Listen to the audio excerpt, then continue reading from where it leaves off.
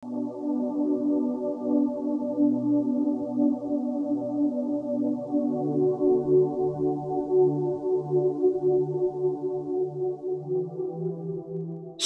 saudara-saudara yang terberkati dengan kasih Tuhan Yesus yang kekal dan tidak berkesudahan. Semoga kita semua selalu diberkati dengan kesehatan dan kekuatan untuk bisa menjalani hari-hari kehidupan kita dengan baik. Saudaraku, mari kita berdoa untuk mempersiapkan hati kita sebelum mendengarkan renungan firman Tuhan. Bapa kami yang ada di sorga, sungguh kami bersyukur atas keberadaan kami oleh kasih karunia-Mu yang besar. Terima kasih karena Engkau telah memberikan perlindungan di sepanjang malam saat kami tidur, dan pagi hari ini kami bisa bangun dalam keadaan yang sehat serta diberkati dengan kekuatan yang diperbaharui. Kami percaya hari ini kami akan mengalami hal-hal yang luar biasa bersama-Mu karena Engkau telah menyiapkan rencana yang indah bagi kami. Sertailah kami dan lindungilah kami dalam segala sesuatu yang kami lakukan hari ini yang sesuai dengan kehendak-Mu dan yang akan memuliakan nama-Mu. Kiranya Engkau memakai kami sebagai anak-anak-Mu yang memancarkan terang Kristus bagi sesama kami, dan kiranya Engkau memberkati kami dengan kasih, sukacita, dan damai sejahtera-Mu yang melimpah di dalam hati dan pikiran kami.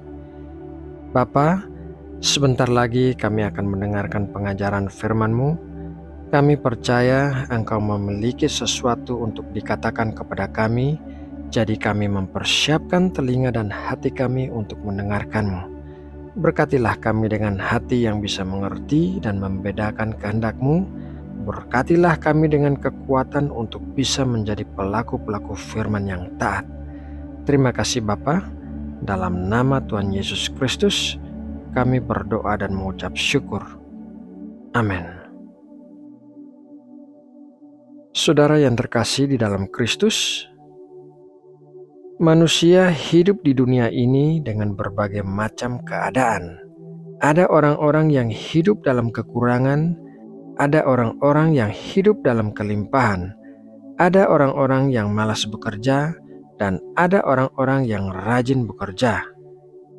Hidup berkekurangan di dunia ini adalah sebuah keadaan yang tidak diinginkan oleh setiap orang, sehingga ada sebagian orang yang berusaha sedemikian rupa agar ia tidak mengalami kekurangan. Upaya-upaya yang dilakukan salah satunya adalah dengan bekerja keras di dalam pekerjaan atau bisnisnya.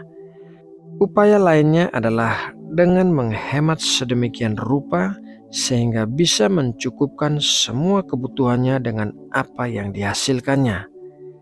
Baik bekerja keras maupun menghemat, apabila dilakukan dengan alasan agar tidak hidup berkekurangan, merupakan hal yang baik untuk dilakukan. Namun demikian, sebagian orang di dunia ini tidak puas hanya dengan hidup tidak berkekurangan, melainkan mereka ingin memiliki lebih banyak lagi dibandingkan apa yang dimilikinya saat ini. Hal ini bukanlah sesuatu yang salah apabila didasari dengan alasan-alasan yang sesuai dengan firman Tuhan.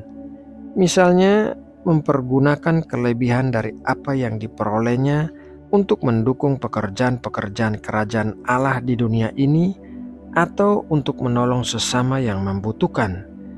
Tetapi apabila didasari dengan alasan-alasan yang salah, maka keinginan untuk memiliki sesuatu yang lebih banyak akan menjadi belenggu yang pada akhirnya mengikat orang tersebut. Raja Salomo memberikan nasihat yang bijaksana dalam Pengkhotbah 4 ayat 6. Segenggam ketenangan lebih baik daripada 2 genggam jerih payah dan usaha menjaring angin.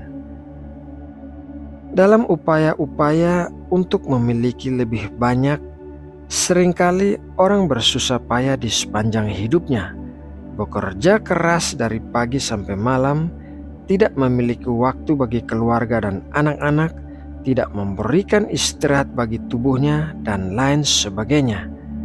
Raja Salomo mengatakan hal ini sebagai usaha menjaring angin atau dengan kata lain melakukan usaha yang sia-sia.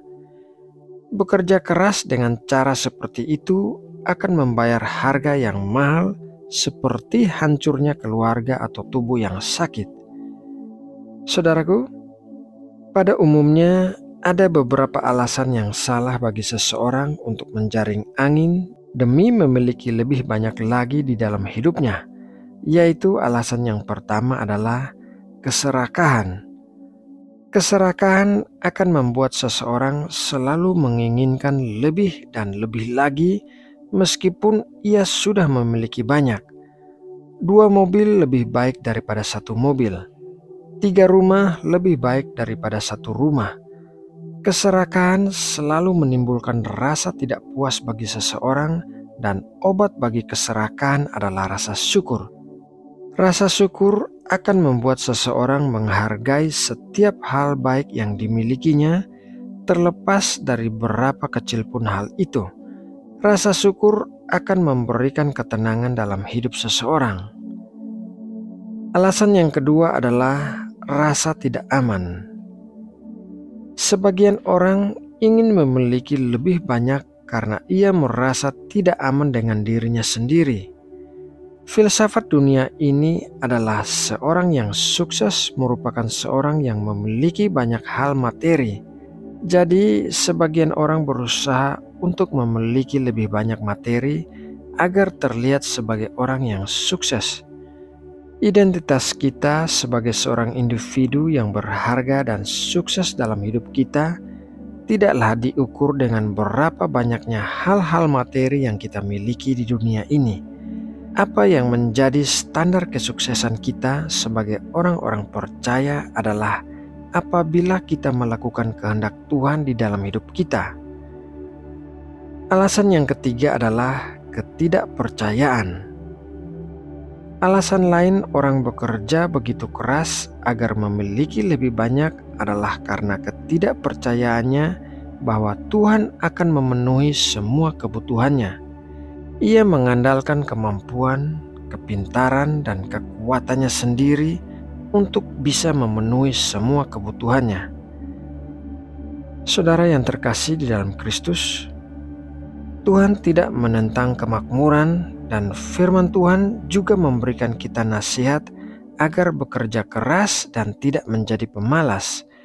Namun, apabila kita melakukan hal-hal tersebut secara berlebihan dan didasari dengan alasan yang salah, maka itu adalah usaha menjaring angin atau hal yang sia-sia. Nah, saudaraku, demikianlah renungan firman Tuhan pagi ini. Semoga kita semua lebih memilih segenggam ketenangan dibandingkan usaha menjaring angin, karena yang sedikit tetapi diberkati Tuhan jauh lebih baik dibandingkan yang banyak tetapi mendatangkan kehancuran. Mari kita berdoa untuk menutup renungan ini. Tuhan Allah kami, Tuhan yang menciptakan langit bumi seisinya, kami mengucap syukur atas berkat firman-Mu pagi ini. Kiranya Roh Kudus senantiasa menguatkan roh kami dan mengingatkan kami akan firman-Mu, sehingga kami memperoleh iman dan ketekunan di sepanjang hidup kami. Kami serahkan seluruh hidup dan permasalahan kami ke dalam tangan-Mu, sebab kami percaya kepadamu. Ya Bapa, kami berdoa memohon berkat, penyertaan dan pertolongan-Mu di sepanjang hari yang akan kami lalui ini. Kiranya tangan-Mu senantiasa memegang kami dalam kasih dan kuasa-Mu yang besar, serta membawa kami melewati hari ini dengan baik. Kiranya Engkau juga memberkati dan melindungi semua anggota keluarga kami dan orang-orang yang kami kasihi dimanapun mereka berada. Terima kasih Bapa. Kami berdoa juga bagi bangsa Indonesia yang kami kasihi. Kiranya Engkau memberikan hikmat bagi Bapak Presiden dan semua jajaran menteri untuk senantiasa bisa mengambil sikap dan keputusan yang benar, baik itu terkait politik dalam negeri maupun politik luar negeri. Kami berdoa bagi persatuan, kesatuan, dan kedamaian di seluruh bumi Indonesia. Terima kasih Bapa atas kasih dan anugerah-Mu bagi negeri kami. Dalam nama Tuhan Yesus Kristus, kami berdoa dan mengucap syukur. Amin.